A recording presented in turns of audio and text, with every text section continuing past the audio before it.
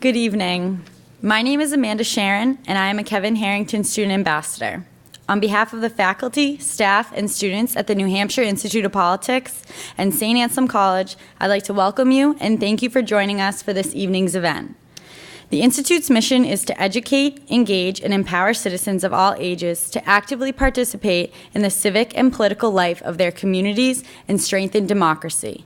The Institute is nonpartisan and does not endorse political issues or candidates.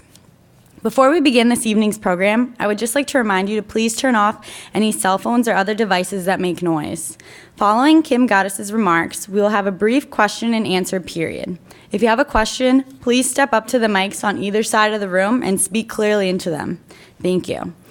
Tonight's speaker, Kim Ghattas, has been the BBC State Department radio and TV correspondent since 2008. She has traveled 3,000 miles around the world with Hillary Clinton and has interviewed her more than 15 times. Her past work has been published in Time Magazine, the Boston Globe, and the Washington Post, and she appears regularly on NPR radio shows. Kim Ghattas is joining us tonight to speak about her new book, The Secretary, A Journey with Hillary Clinton from Beirut to the Heart of American Power. This book highlights her time spent with Secretary Clinton and the many interviews she conducted.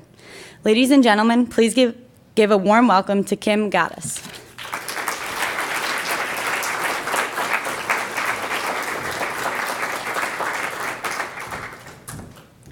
Good evening.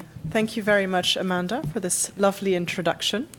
I wish that I had traveled 3,000 miles. I have, however, traveled 300,000 miles, and it's difficult to keep track of the amount of traveling that we did with the Secretary of State. I think she lost track of the number of countries she traveled to, but luckily we had people on her staff, counting the miles and the countries and all the stops that we did. I'm really delighted to be here at the New Hampshire Institute of Politics. I thank the director, Neil Levesque, for inviting me. I think he was one of the first people who reached out to my publisher asking whether I could come and speak here at the college. I thank Anne also for organizing my trip up here. I wouldn't have made it to New Hampshire without her. And I thank you all, students, faculty members, and members of the community for being here. I know some of you have been tweeting very excitedly about my appearance tonight. I think Abby Kruzmark perhaps is here. She tells me she's a political junkie, and Grace Keating, who in her bio says that she's an NPR enthusiast, but I really hope that after tonight you will add that you are also a BBC enthusiast. Now, I have never been to New Hampshire, even though I have lived in the US for 5 years. So it was really a delight for me to arrive here this afternoon. You've got some lovely fall weather arriving. And as I was sitting outside in the sun, I was thinking, maybe I should come back when it's winter. And I wonder, January 2016, I wonder whether that's a good time to come back, because, there's this thing here that happens every 4 years. It's called a primary. And who knows who might be running in 2016, right? But I don't cover American domestic politics. I cover international affairs. So I travel around the world with the American Secretary of State, whether it's John Kerry or Hillary Clinton or Condoleezza Rice. So I've not had the opportunity to travel around the US as much as I would have wanted to. And I'm often away from Washington as well. And Washington politics can be somewhat tedious sometimes to cover. I'm very happy I'm not there today to cover the shutdown, the government shutdown. So again, another good reason to be with you here this evening. So as Amanda mentioned, I'm the BBC's State Department correspondent, and I've been in that role since 2008. So my focus is American foreign policy. Before that, I was based in Beirut, which is where I was born, and I covered the Middle East, from Lebanon to Iraq to Saudi Arabia, Kuwait, and Syria for the BBC, as well as for other publications and media. When I came to the United States, Condoleezza Rice was Secretary of State, and then Hillary Clinton, took that job. She agreed with President Obama that she'd be his ambassador to the world. And I followed her around for 4 years and 300,000 miles. She traveled almost 1 million miles, so I was with her about a third of the distance. And a lot of people who have read my book said that they were tired just from reading it, because there is quite a lot of effort that goes into even just coping with jet lag. And sometimes I wondered how she managed to stay on top of the message, how she managed to keep up with all the names of the different leaders that she had to meet with.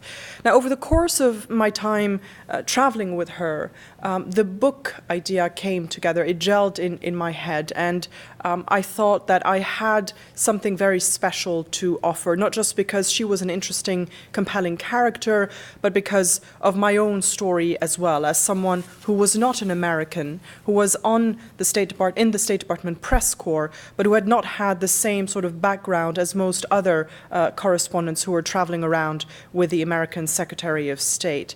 Now, the way I'll take you through this evening is the way I take my readers along in the book. It is really a journey, so hold on to your seats. We're going to be traveling around the world a little bit. I'm going to be reading a little bit from the book to bring you in to my writing. We'll be watching a little video as well. But I'm going to start with the first paragraph from my book, because it really lays out the 3 themes that are very much at the heart of the book, The Secretary. I grew up in Beirut on the front lines of a civil war. My father always said, if America wanted the fighting to end, the war would be over tomorrow. He waited 15 years for the guns to fall silent. From 1975 to 1990, everybody waited while 150,000 people died. Did America not care that people were being killed? Did it not have the power to stop the bloodshed? Were we just a pawn in the hands of the neocolonial imperial power? And why were we all blaming this distant land for our war anyway? So these are the 3 themes at the heart of the book. My own story, Hillary Clinton, and of course, American power, as I indicate in the title. And I take the reader through this exploration of what is American power in the 21st century. And as we travel around the world to those 112 countries, I bring in my own experience to bring readers in the United States a different perspective to the discussion of American power, because I found as I was traveling with my colleagues that there were questions that they asked me, or there were questions that people around the world in Pakistan or China asked me as a non-American, that were some of the same questions that had haunted me as a child. What was America really about? What was its power designed to do? How much power did it really have? And some of those questions really were crystallized in my mind on one of the trips with Hillary Clinton to my own hometown. We traveled to Beirut in April of 2009, and this is one of those trips that was very significant for me because, as I said, it really brought home this idea that I was in a very unique position. I had been on the receiving end of American foreign policy for my whole life. And here I was in the US covering American foreign policy. And those 2 coins of my life, if you will, came together. They crossed in that trip that I took with the American Secretary of State to Beirut in April of 2009. So we land in Beirut, and I was not able to tell my family that I was coming to Beirut because of security concerns. Beirut has a difficult history, a difficult past. There's been war, there's been attacks against American interests there. And so we were told not to tell anyone that we were coming. But as we approached, I could see that the Mediterranean was in sight. I could see the tip of Beirut jutting into the dark blue sea. The plane had barely landed when my colleagues' chatter began to fill the air. They were all on the phone to their editors, breaking the news of their arrival while frantically typing on their computers. I made a very different kind of phone call to my eldest sister. "Ingrid, it's me. I'm in Beirut with Hillary," I said. "I thought you might be coming. We heard rumors about her visit early this morning," Ingrid replied. "Why is she here? Will it be good for us?" The same questions that haunted us as children. We had been asking ourselves these kinds of questions since we were kids, but I didn't have the answer for my sister, not yet.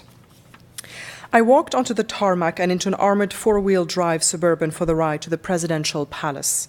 Along the highway leading out of the airport, yellow Hezbollah flags with a green fist raising a Kalashnikov were hanging from lampposts, and billboards were covered with the election campaign banners of members of the party running for parliament in June.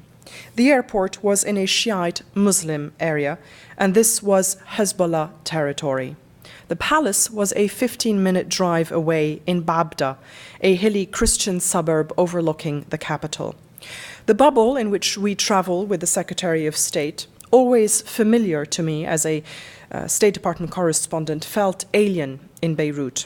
I was a stranger in my own country, separated from the Lebanese by tinted windows, armor, Fred, the head of the security, and his team of diplomatic security agents, a Lebanese police escort. I was in the motorcade that irritated the hell out of me when I was living in Beirut, stuck in a traffic jam because roads had been blocked off for the American ambassador. For years after the Civil War, even as Beirut reclaimed its title as the glitzy party town of the Middle East, American embassy motorcades remained an elaborate affair, with machine gun turrets mounted on massive white SUVs. Today, the US Embassy still has the most visible diplomatic motorcades, and we rolled our eyes every time they drove past. But in January 2008, an explosion targeted the embassy convoy, but it was a decoy, and the ambassador Jeffrey Feltman was unharmed. I was now in his convoy, or was he in my convoy? It was a surreal homecoming, an emotional moment at the end of a tortuous journey from Beirut war child to Washington State Department correspondent. Only much later did I realize that on that day, I had embarked on another journey within myself as I tried to come to terms with my misgivings about American power. But for now, all I really wanted was to go for a walk on the Corniche, the city's seaside promenade. I didn't miss Lebanon now that I was living in Washington. Too many painful memories. But I missed the Mediterranean, the sea breeze, the endless horizon that made me feel free even during the darkest days of fighting. We had called it the war of others on our land. America sent in the Marines. Israel invaded a few times, as did Syria, which was a client state of the Soviet Union. Palestinian militants hoping to reclaim what they saw as their lost land. Now the state of Israel used Lebanon as their launch pad.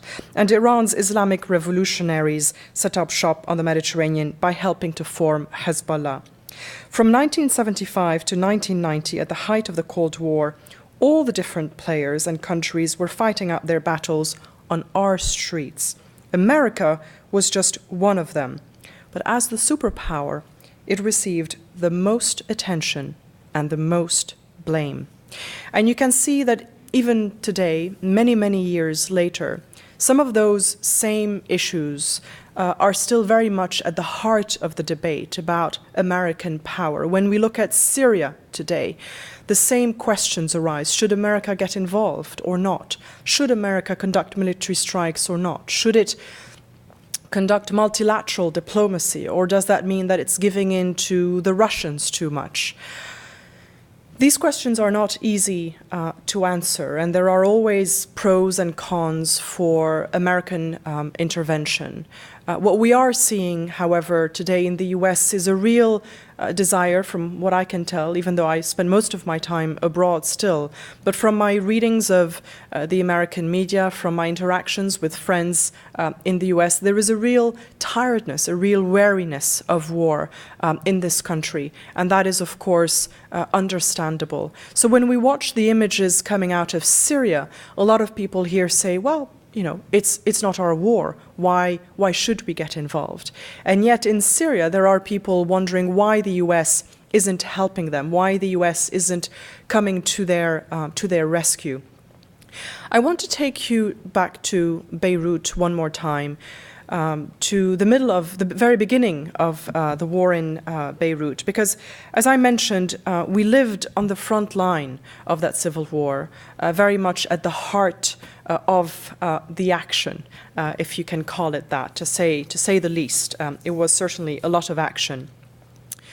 And I'm going to show you two very short videos. They are in French, and I'll explain in a second why, so I'll be talking over them. But I want to show you these images because I want to bring to you the reality of what it is like to live in a conflict. We watch the images coming out of Syria today, and even I sometimes, when I watch them, I turn away because we've seen it before. We're tired of the images of war, and we forget that these are real people with dreams, with hopes for the future, with children whom they're trying to send to school.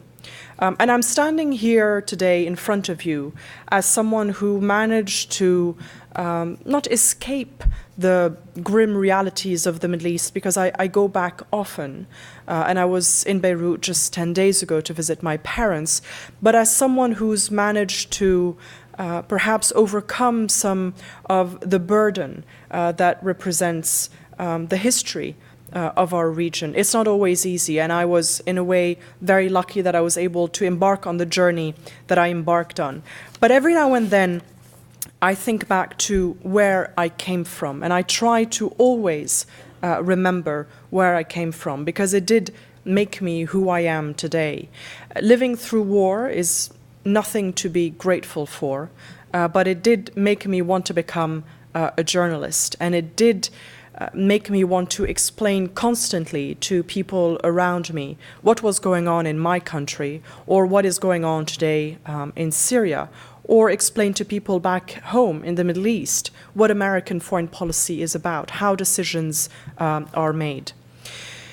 At the very beginning of the war, my parents and I wasn't born, I was born 2 years into the war, but we stayed in that same apartment until pretty much the very end.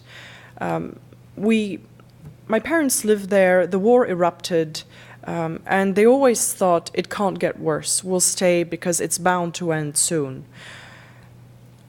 My two sisters, who are 10 and 8 years older than me, were playing on the street, as you do in the middle of a war zone. They were playing hopscotch. And French TV reporters who were in the area came across them. And they put together a TV report, which we never saw until very recently. We found it in the French TV archive just before I left Lebanon in 2008. And we watched it back as a family. And even we had forgotten what it was that we had actually been through. And we had a very poignant moment watching these videos, because you move on when the war ends. You try to, get your life back together. You try to rebuild everything, and you try to forget what you've been through.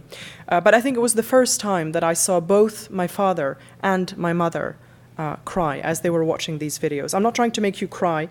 It won't awaken the same sort of painful memories, but I do want to show you the reality of what it is to be living very much on the front lines. So this is the TV presenter. It is the 70s at the time. It's 1976. And I will just tell you a little bit the context. So he's introducing the TV report and explaining how these two French TV reporters come across two little girls my two sisters, looking very cute in their dresses, playing hopscotch. And you'll see very shortly that they are surrounded by gunmen, rather threatening looking with beards. You have to remember that when you're a fighter, sometimes you don't have time to shave. And they're answering questions from the two reporters who are asking them whether they're scared. And for them, it is just the most normal thing to be living in an apartment overlooking an area that is a sniper alley. Some of these fighters are actually snipers. Tu as peur de temps en temps? Non? Pas du tout. Et qu'est-ce que tu fais pendant toute la journée? Tu t'amuses? So they're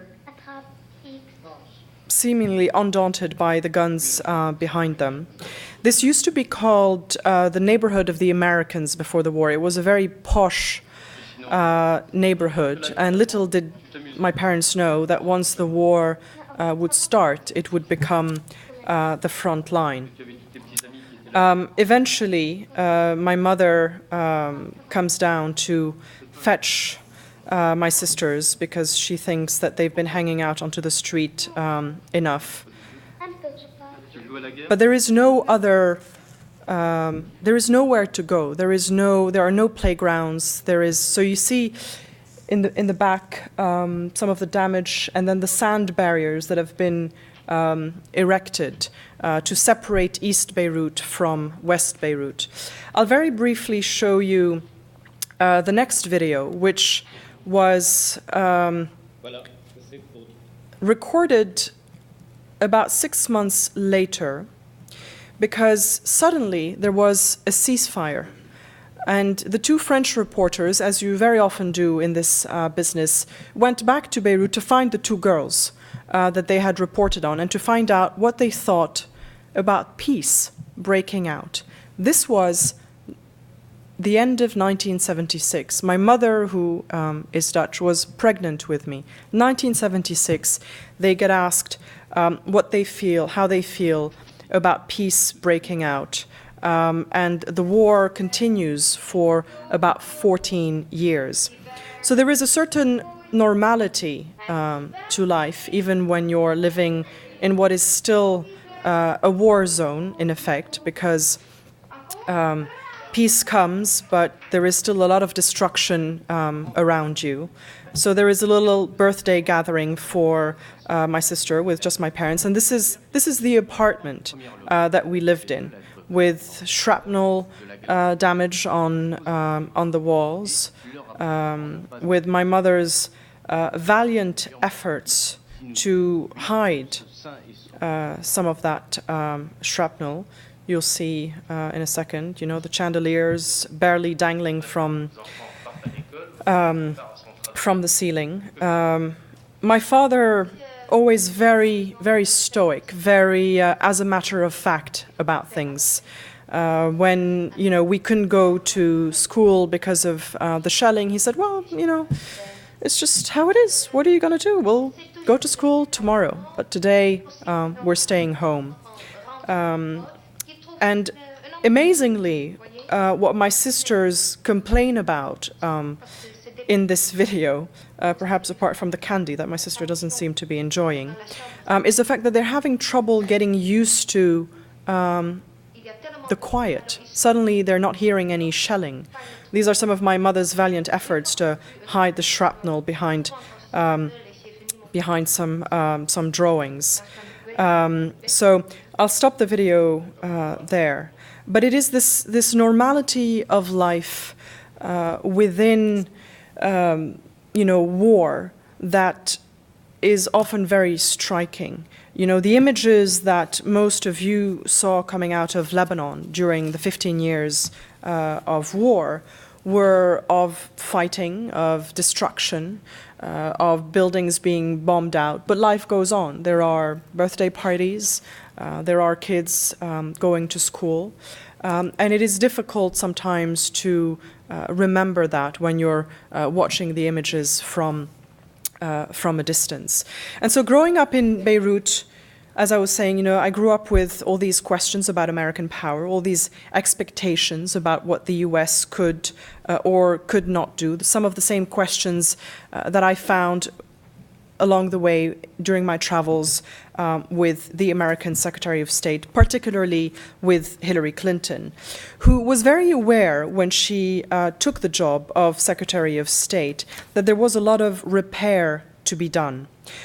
Because, of course, there was the crisis of 2008, the financial crisis of 2008, which really put a dent in the power that the US projected on the international scene. There was a sense that America was vulnerable, was on the decline, was on the down.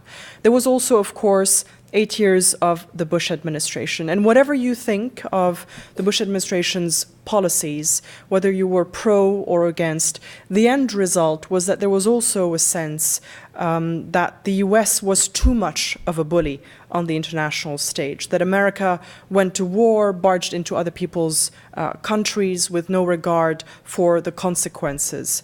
And there was, of course, also a real tiredness within the US, a real war weariness within the US. So Clinton set out to try to repair some of that damage to America's standing in the world, some of its credibility, and was very much invested in public diplomacy.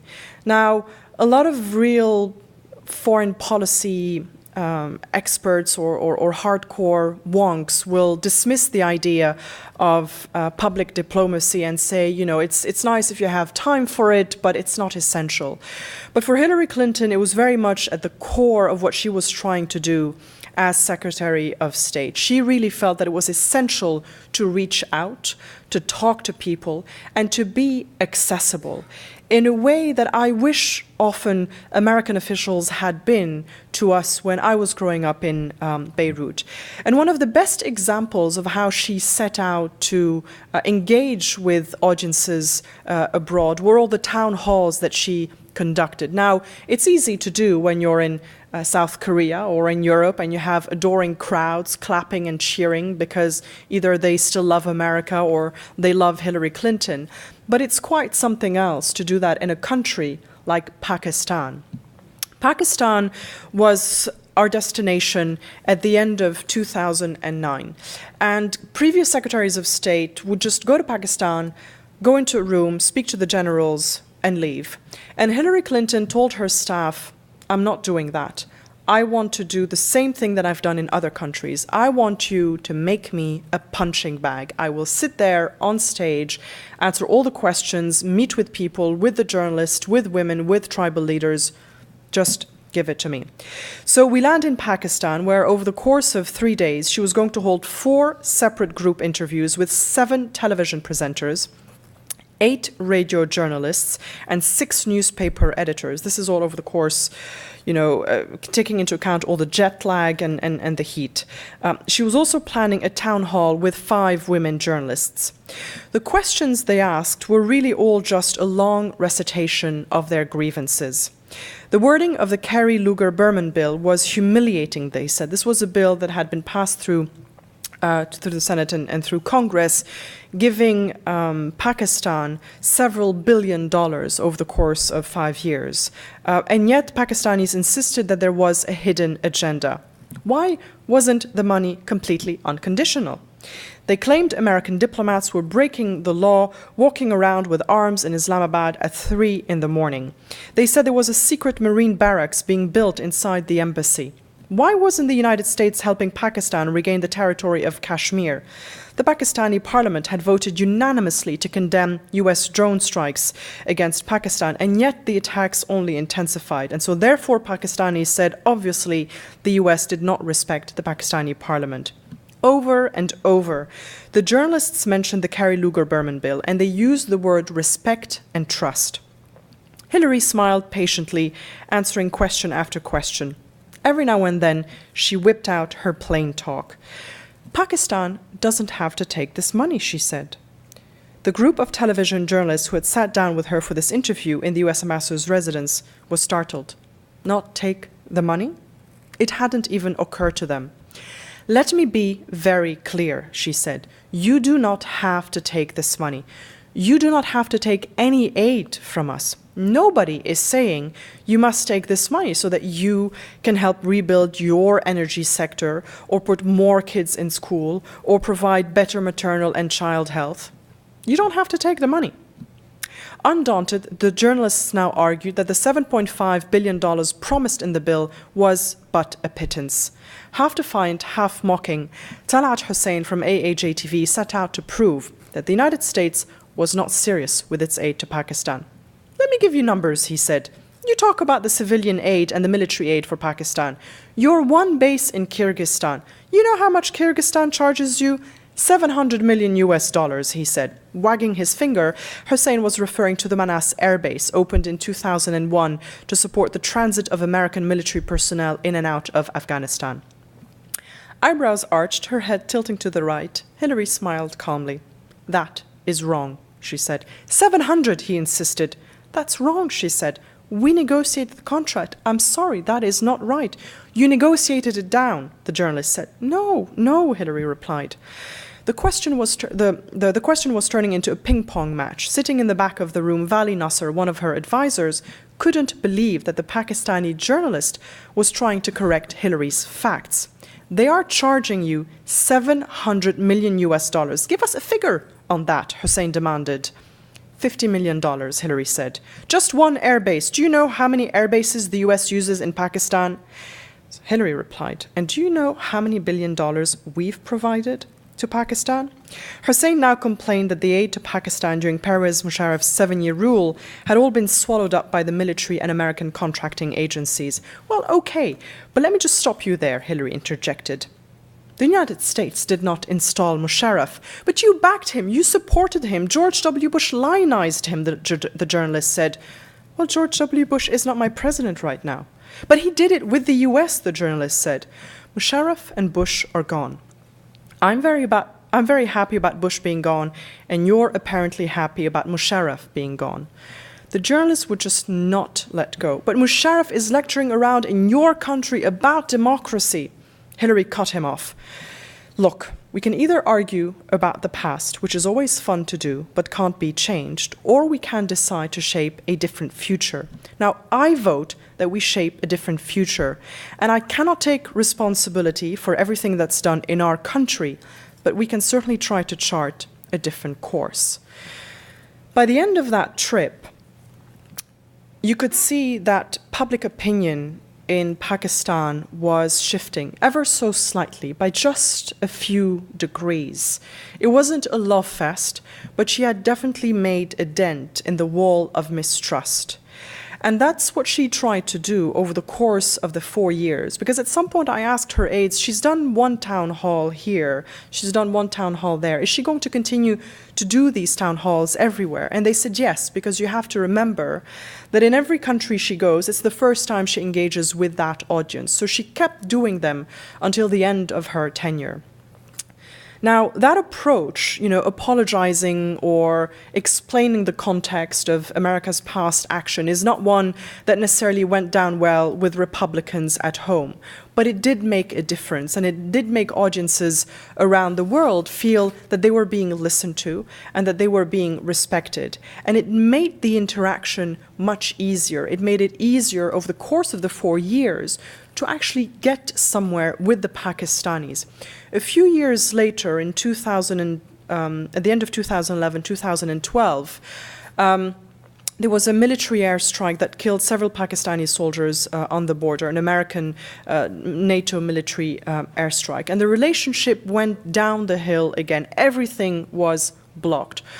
For several months, Clinton tried to hammer away at the problem, trying to convince the White House that they had to apologize for this airstrike. This is what the Pakistanis wanted, and until they got an apology, they were not going to budge on things that were crucial for the United States, like letting NATO supplies go from Pakistan into Afghanistan.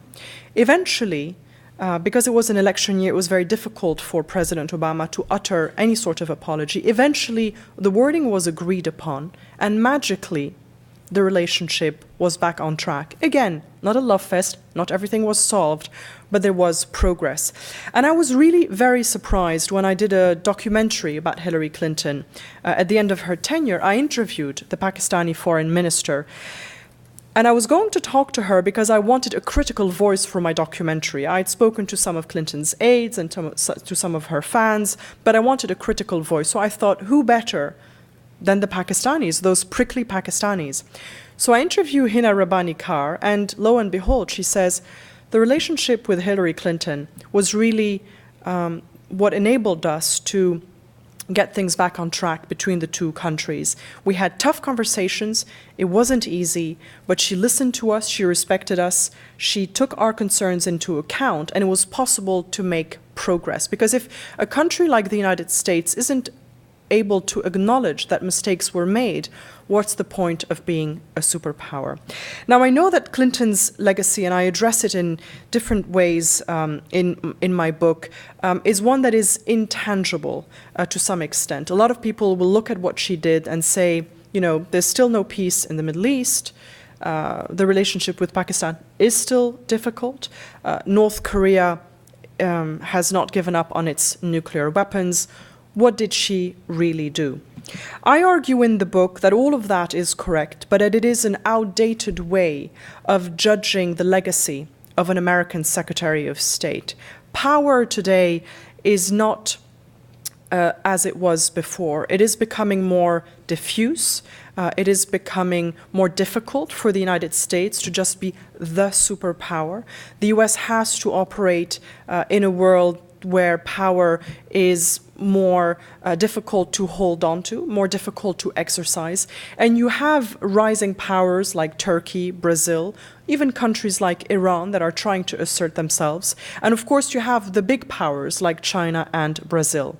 But what the Obama administration tried to do in those first 4 years, and it was something that Hillary Clinton was very much on board with, was try to find new ways of doing business for the United States, new ways of engaging partners to get things done, whether it was on soft power issues like women's rights, whether it was on more hard power issues like the war in Libya, where the administration really from behind the scenes choreographed the approach of the international community, even though it appeared as though the French and the British were very much in the lead. The amount of work that was done by Hillary Clinton and at the time Bob Gates to get all the allies on board to do this jointly really exemplified the approach that the administration has brought to exercising power in the 21st century.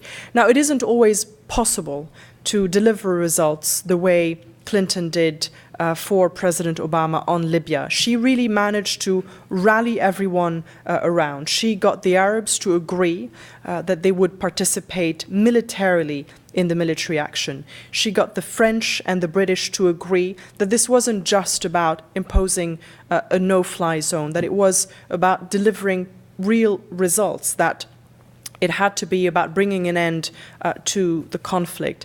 And she delivered the Russian acquiescence to the UN Security Resolution that was voted in at the time that allowed military action. The Russians agreed not to veto.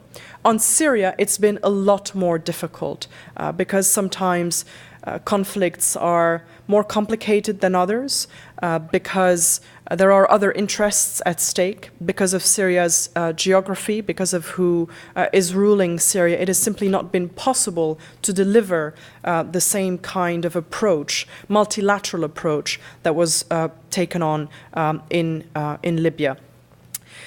Clinton's relationship with the president is something that I get asked about a lot, because when she took on the job, there was a lot of talk about how these two former rivals would come together and work together.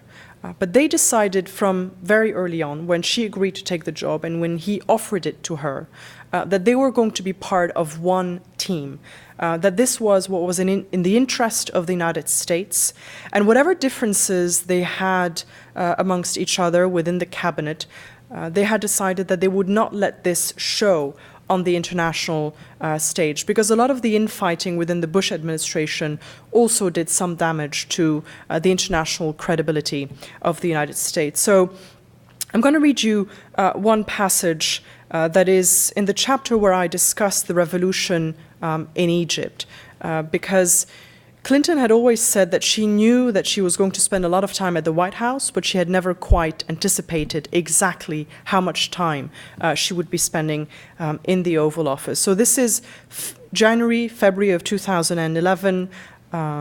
Thousands, millions of people are on the streets of Cairo, and every day Hillary Clinton went to the White House. She met with Obama alone. She met with Bob Gates and the National Security Advisor Tom Donilon.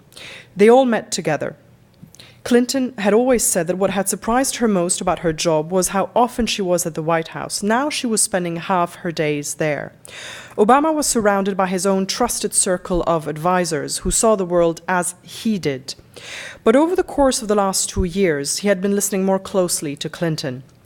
And she, in turn, voiced her views and gave advice with more and more confidence. Clinton had spent her first year in Obama's cabinet trying to be, for the most part, the good soldier. She wanted to try to get over all the acrimony of the presidential campaign that had also left her credibility to some extent in tatters. After being the good soldier, now she was adding to that role her own pragmatic views and a voice more forcefully heard. During national security meetings, the National Security Advisor would kick off with the agenda, and if the focus was foreign policy, Obama would turn to Clinton to ask for her input before the advisor had even finished. And if she wasn't present, Obama would say, "I want to know where Hillary is on this." They didn't always agree, of course, and he was still the ultimate decider. But Clinton was a steady hand, and perhaps most importantly, she was the implementer. If Obama wanted something done, he needed to know Clinton felt confident she could deliver the outcome that was required, in the same way that she had done on Libya, for example, in the same way that she did very often with the Pakistanis and with the Turks. And that brings me to some of the questions that are no doubt on your mind about, is she going to run in 2016? What did she learn as a Secretary of State that she might be bringing to a potential campaign or a potential presidency? Now, I wish that I could tell you that before leaving, in one of those 19 interviews I did with her, she whispered her intentions in my ear, but she did not. But what I can tell you about what I saw is that it is a woman who learns from her mistakes, who learns from doing what she's doing on a daily basis, who is able to transform and move forward and learn from her experiences along the road. Her legacy as Secretary of State will be debated greatly. There will be a lot of people, as I said, who will say she didn't achieve very much. There is nothing that she can point to, no piece of paper that she can hold up and say, this is the agreement I got signed with X or Y country. I asked her that question in one of my last interviews with her. I said, you know, some of your critics say that you're inconsequential as a Secretary of State. You know, what is your response to that? And she said, this is an outdated way of looking at the role of Secretary of State. The way we exercise power, the way we project power has changed. The role of a Secretary of State is as much about changing America's image, maintaining relationships, as it is about signing agreements. So this is how she views her legacy. I also asked her another question. I said, you know, you have been for most of your career both polarizing and popular. And here you are at the end of your tenure, apparently mostly just popular. What happened along the way? Did you change? Or did people's perception of you change? And she gave me a very honest answer. She said, I think it's a little bit of both. Her aides, of course, insisted that she hadn't changed and that it was people's perception of her, that people were finally seeing her for what she really was. But she was open and candid enough to say it is a little bit of both. And that is the other thing that she achieved as Secretary of State. She transformed her image. She restored some of her own gravitas. She became a stateswoman. And she also emerged from the shadows of her husband. She was no longer thriving on derivative power, but on her own power as Secretary of State. And I think the best way to exemplify that, or the best anecdote that shows that, is during the Golden Globe Awards at the beginning of the year, when Bill Clinton was on stage to present an award for the movie Lincoln. When he got off stage, the host said, "Oh my God, that was Hillary Clinton's husband." That's not how you would have thought of her before. So she has really emerged from the shadow of Bill. She is no longer Clinton number 2, but Hillary number 1. Now, no doubt, if she does decide to run, if she goes back into politics, her ratings will go down again. It is the inevitable fate of a politician. That is just how it is. We'll have to see when and if she does announce. She's taken on a more and more public role. But I found also that when people debate what kind of candidate she might be in 2016, if she does decide to run, they often compare her to the candidate she was in 2008. And that is perhaps because her transformation, her maturity that she gained, the maturity that she gained as Secretary of State, the experience, her clear ability to be more comfortable with herself on stage. A lot of that happened away from the American media, away from domestic politics, on the international stage in faraway countries like Pakistan or China or Lebanon. And so there is a gap, I find, in people's perception of her in the United States, and that is the perception, the missing gap that I try to fill with my book, The Secretary. So I hope that you will join me on that journey.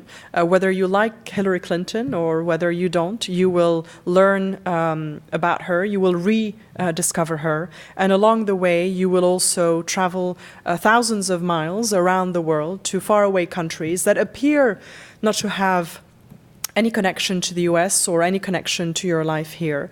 But this is a global village. What is happening in Syria does have an impact here as well eventually, perhaps not today, but in the not-so-distant future. So I hope you will join me on this journey into king's palaces and presidential offices as you learn about perceptions of the United States around the world. Thank you very much for listening.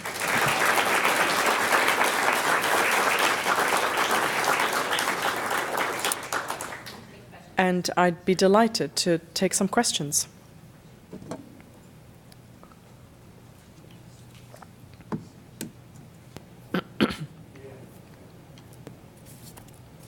No questions. That's an easy audience. Oh, there you are. Forgive me. Does your book include the time period surrounding Benghazi and Hillary's response to Congress, where she repeatedly said, "What does it matter now?"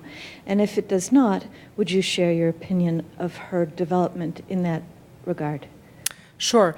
The way the publishing business works is that you have to hand in your manuscript about 6 to 8 months before publication date. So I had to hand in my manuscript in August of 2012, about a month before the Benghazi attack. So when it happened, with my publisher, we debated whether to add a chapter, whether to delay publication. It was a very difficult decision. At the end of it, we decided that I would add a few paragraphs on the white space that was still available because of, I don't know how familiar you are with the publishing industry, but at some point you get the draft pages, they're set, this is what it's going to look like in the book, and there was this much white space to sum up Benghazi. It was very difficult to do that because Chris was a friend. the ambassador who was killed in Benghazi, and he was a friend of many of my friends. I'd actually interviewed him for the book. And I really struggled to step back and put things in context. What did this mean? How much did it change of what we had seen so far? What impact would it have on her legacy? And I decided that I would keep my comments short and factual, because I felt that in the bigger picture, the 4 years that I recount in my book, the policies of the Obama administration remained actually mostly unchanged. And I try to put things in context for people who ask me about Benghazi, because I do address it at some more length in the paperback edition, which is coming out next year. There is an afterword. So I address it in the afterword because I got a lot of questions about Benghazi, because it was a tragedy, and it is a reminder that diplomacy in dangerous places can come at great cost for American diplomats and other diplomats. I take people back to 1983, Beirut, and the Marine barracks bombing, because that was a tragic moment for the United States as well, and is a real terrifying example of what happens when the US is trying to do good in some countries. The US was in Beirut trying to keep the peace, trying to keep the warring factions from each other. The Marine barracks were bombed at the end of 1983. 240 Marines were killed. And it happened under the watch of President Reagan. President Reagan was re-elected. And today, all these years later, very few people instantly think of the Marine barracks bombing when they think of President Reagan, except perhaps the relatives of those who died. But beyond that, actually, 6 months before that, in Beirut as well, the embassy was bombed.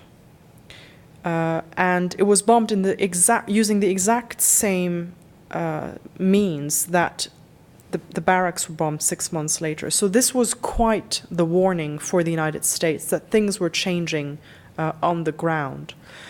A few years before that, and that's just to tell you what a tragic history my country has, a few years before that, in 1976, I believe, the American ambassador was assassinated in Beirut, one of only 3 American ambassadors assassinated around the world. He was assassinated in so Chris would be the 4th one. He was assassinated crossing the front line from West Beirut to East Beirut to present his credentials, what he thought was just an unnecessary formality, but one which the Secretary of State at the time, Henry Kissinger, thought was an absolute necessity to show support for the Lebanese president. So I think there are still a lot of questions that are unanswered about Benghazi, about the response, about what could have been done differently. I think one of the answers that I would still like an answer to is, does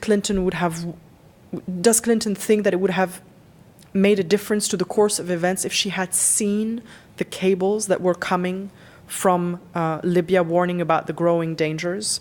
The way the bureaucracy is set up, these cables don't reach the level of the Secretary of State. So there are still a lot of questions, especially for the families. But diplomacy in dangerous places, as I said, comes at a cost, and that is a cost that the United States has to decide whether it is prepared to pay or not. And that I leave up to Americans to judge.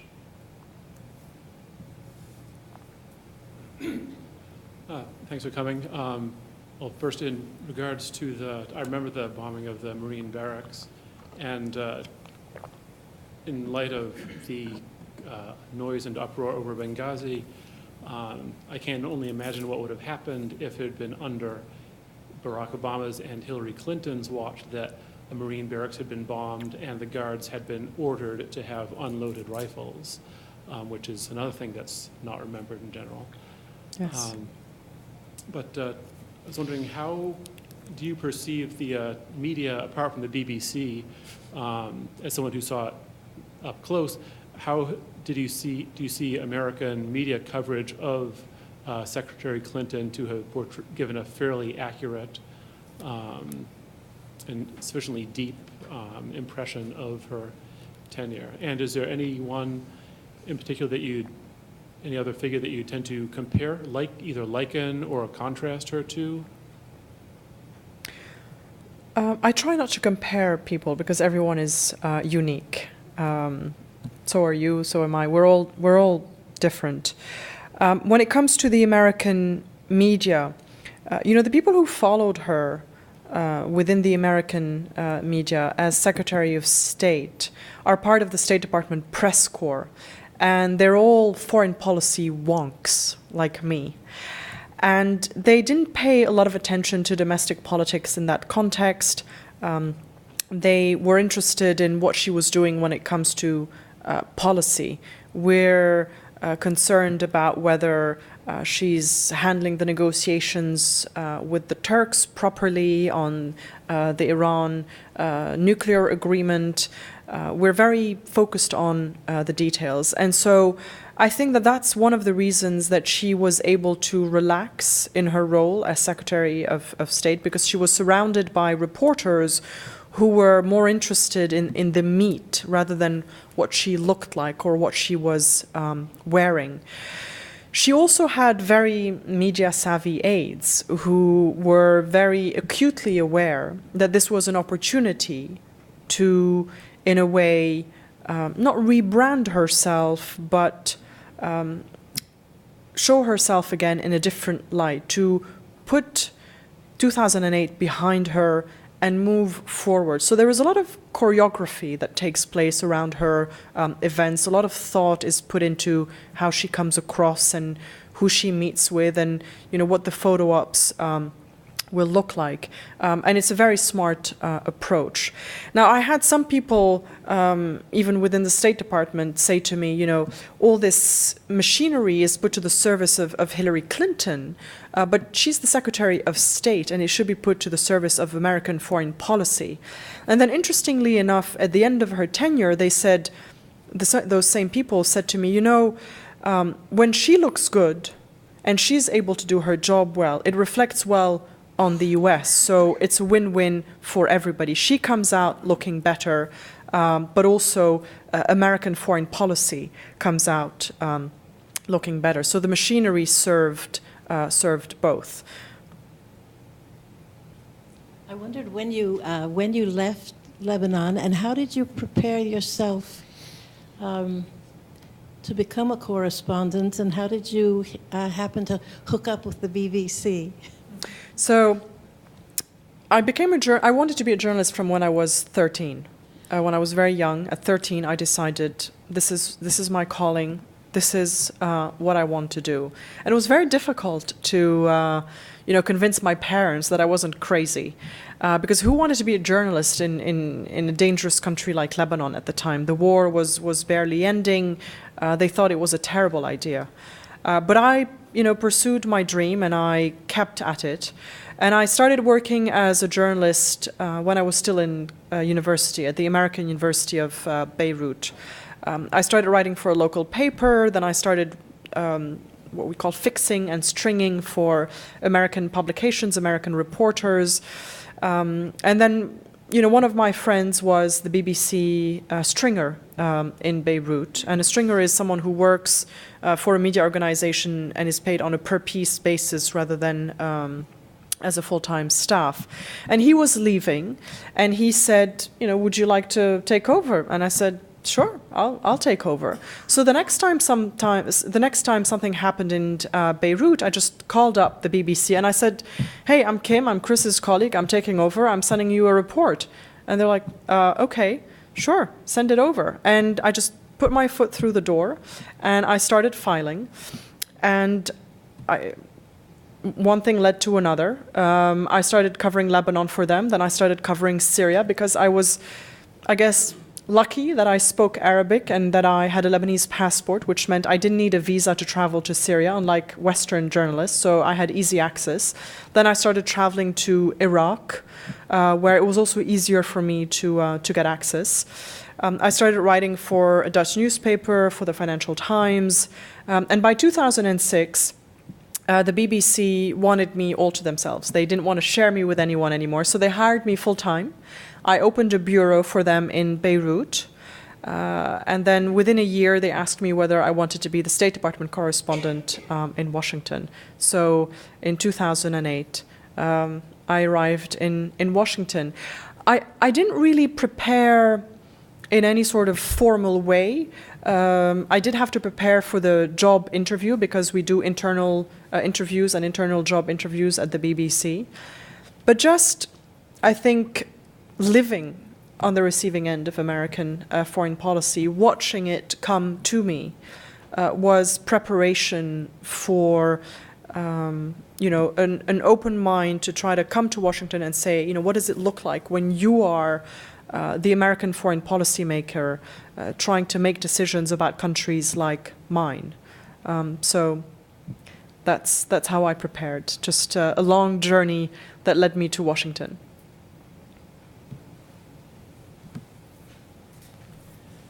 What can you tell us about Richard Holbrooke and his death and its impact on relationships with Afghanistan and Pakistan as you viewed Hillary Clinton's role as Secretary of State? So Richard Holbrooke was, obviously, for those who don't know, the envoy, the special rep for Afghanistan and Pakistan. And the role was really created for him because he was, a beloved quintessential diplomat, Richard Holbrooke, and he was assigned to try to repair the relationship with Pakistan and, prepare for the eventual drawdown from Afghanistan. Hillary Clinton really fought for him within the administration. He did not get on well with people in the White House. He did not get on well with the president. And when he died, there was a real sense of loss within the State Department and his team, because, as I said, the position had really been created for him. And he was never really, or he wasn't replaced instantly, and not at that level. There wasn't as high profile a diplomat that instantly replaced him. Of course, Mark Grossman was eventually appointed, and he's a career Foreign Service officer and did a great job as well in difficult conditions. But a lot of the people who were working for Richard Holbrooke were there because it was Richard Holbrooke, and so they all ended up leaving. And there was very much a sense that the policy was adrift for some time. And then, of course, people will say, well, it's fine to have all these envoys, but President Obama wants to be his own Secretary of State, so he is really in charge of the policy. And eventually, it got back onto track to some extent, I guess, with both the White House taking charge and Hillary Clinton also managing some of the relationship with Pakistan with some degree of success. Hi, thank you very much for coming and for writing your book and allowing us to hear your observations. But I have a question. Having spent so much time with her and observed her for so long, what are some of the personal and professional challenges that you have seen her grapple with? And this may be pushing the question a little bit far, but I wanted to ask, if you were to advise her, would you see her well suited to run for the presidency, or could she serve in a different capacity, perhaps more effectively? Far be it from me to advise Hillary Clinton on anything. I think she is well surrounded with a lot of advisors. But just from your observation, sure, if you were to advise. But I'll tell you what a lot of other people have told me, including Republicans, who feel that she is the candidate with the best CV for the job if she were to decide to present herself in 2016. I've had high-profile Republicans who, some of them would prefer to remain anonymous. But John McCain, for example, is on the record in my documentary saying that she would be a formidable candidate. He didn't go as far as saying that he would like her to win, because obviously he has to be loyal to his party. But she brings a very well-rounded perspective, experience, CV, trajectory to a potential presidential campaign. And from my observations along the road with her, I really do think that her experience as Secretary of State added great depth to her personality and to her abilities as a politician, as an operator, and as someone who is now really able to understand all sides of the job. Where she would come to the White House having served in it, having served alongside it, having served as, well, not served, but having been a First Lady, having watched her husband in action, having really exercised power as well. Because there were a lot of people, and President Obama himself as a senator dismissed her foreign policy experience as, sipping tea with world leaders. But there's a reason why he picked her. Because he knew that she had a lot to offer. Some of the things she struggled with along the way were probably, the jet lag. I think it was very difficult for all of us. I'm half her age and I could barely keep up with her. I think it takes some adjustment when you are someone like Hillary Clinton to silence some of your own views when you're trying to serve a president. She was very conscious of the fact that she wanted to be the good soldier. She wanted to show loyalty to the president. She didn't want any of the acrimony of the presidential campaign to weigh over her relationship with the president. And I think that took a lot of work.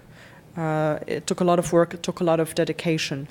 And her loyalty really paid off in those 4 years. But interestingly enough, if she does decide to run for president, it is something that could work against her, because people are going to ask her, what were your views? You served President Obama. This is what he did on Syria. This is what he did on China or on Iran. But what did you think? Where do you stand? What do you stand for?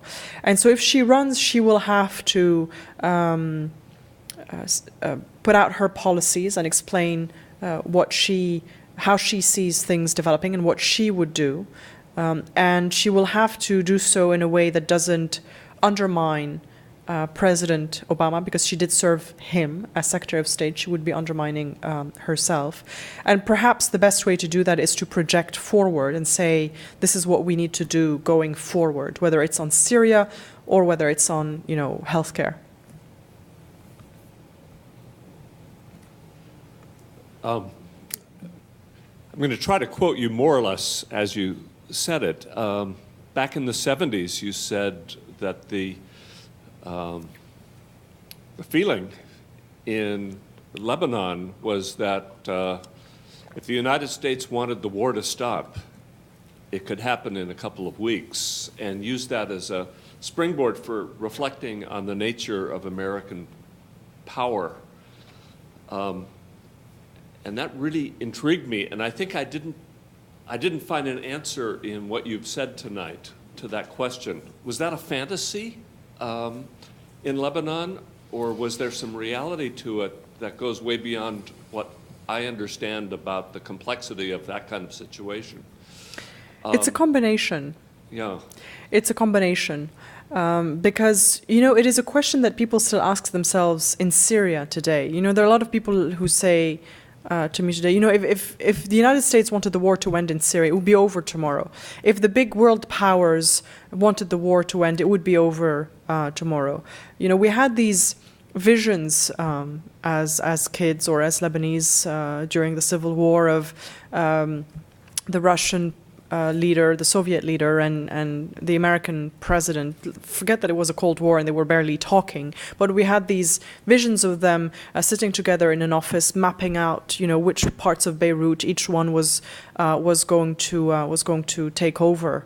There is a desire to make sense of the chaos around you when you're living through conflict.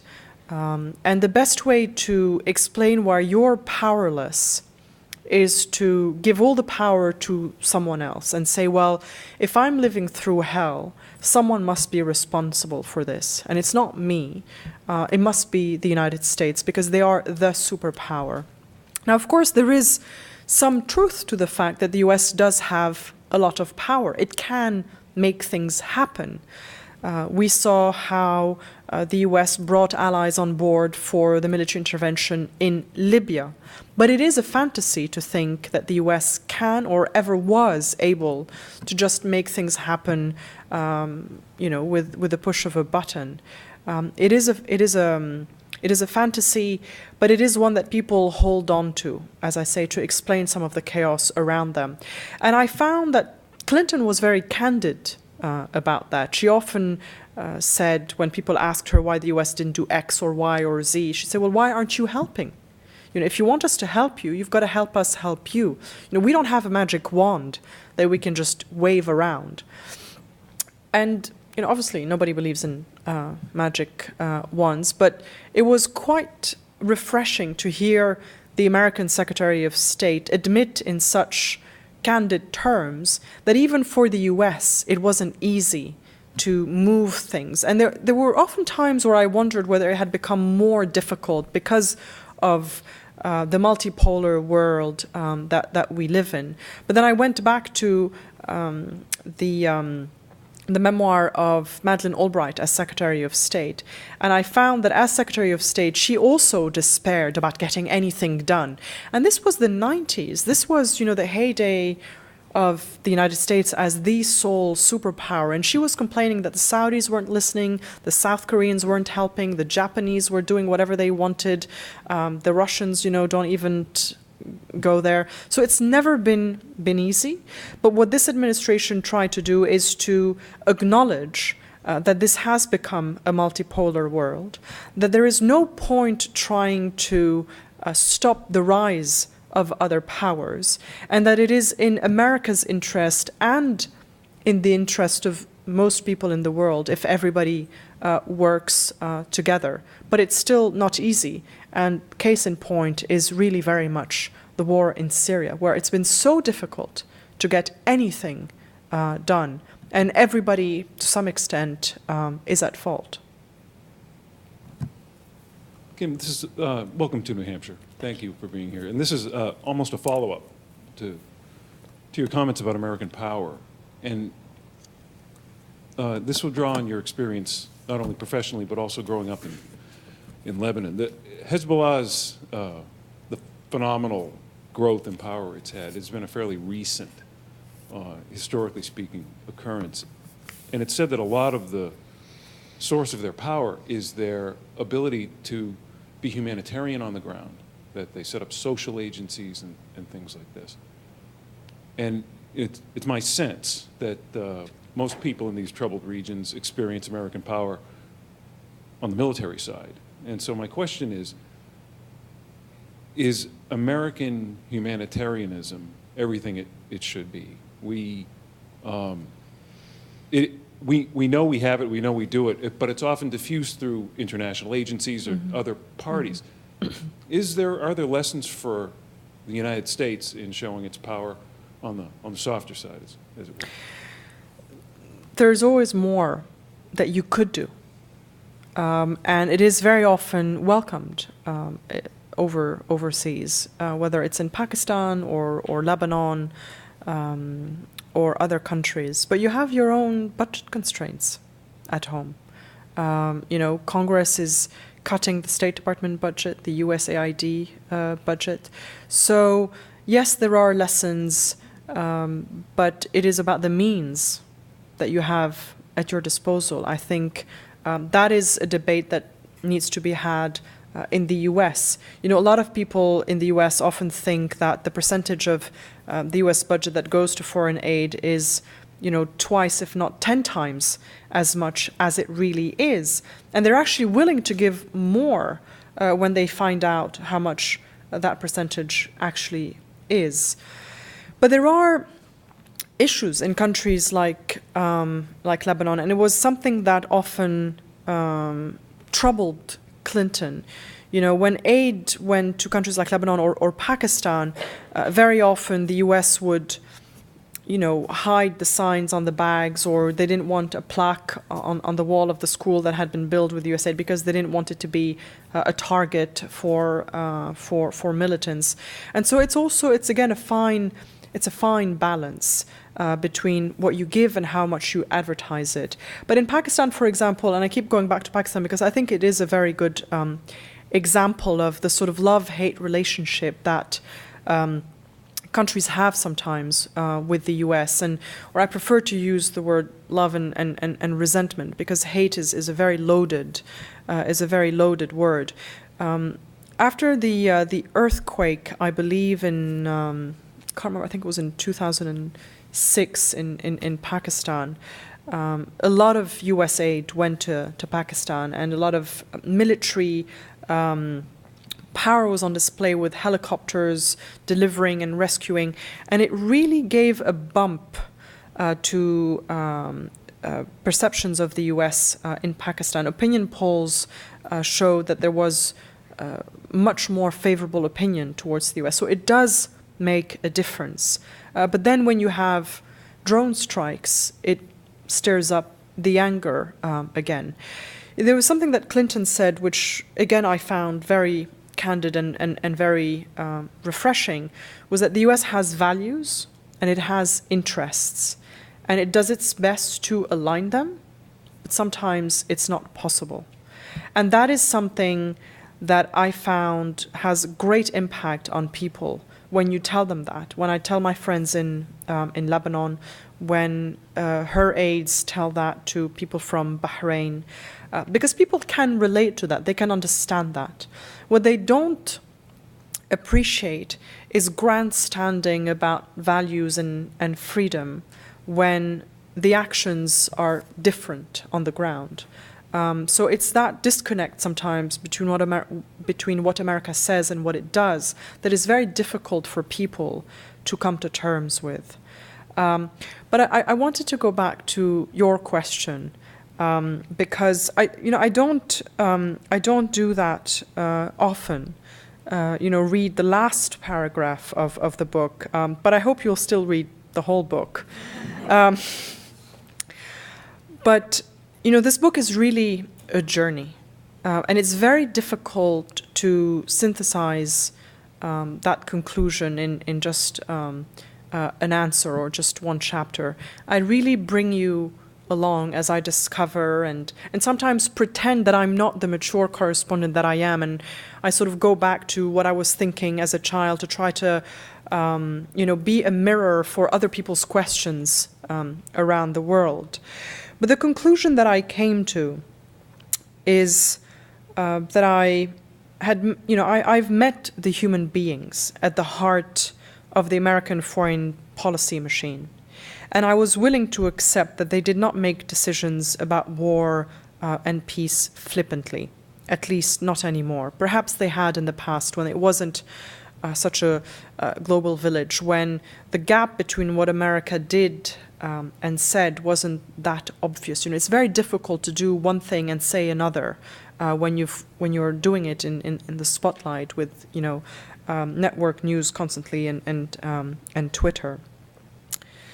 But the anger and sense of betrayal that I had felt as a young teenager in Beirut, when the US had seemingly given the green light to Syria's invasion of my country in 1990, that sense of betrayal was mitigated by my new understanding of American might and its limits. I can now see America for what it is, not what I want it to be, or what was convenient for me to consider it. That perspective may be a more challenging one to hold, but I believe that it is truer to the realities of today's world. There is greater strength in that and a wider horizon of possibility. And what I often tell people who come up to me in various countries around the world is that it is too easy to just blame everything on the United States. It is an outdated perspective, and it is not productive. We can disagree. People can disagree with what the US does, and sometimes there is very little they can do about it. But now more than ever before, it is in people's power to actually produce change, even if they're not in positions of power.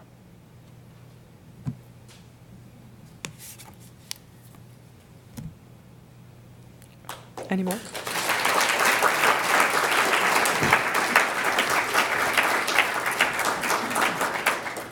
On behalf of the New Hampshire Institute of Politics and St. Anselm College, we'd like to present you with this gift. Thank you for joining us this evening. Thank you. I'll make sure I'll wear that when I come in January of 2016. Thank you very much. Thank you very much. Thank you.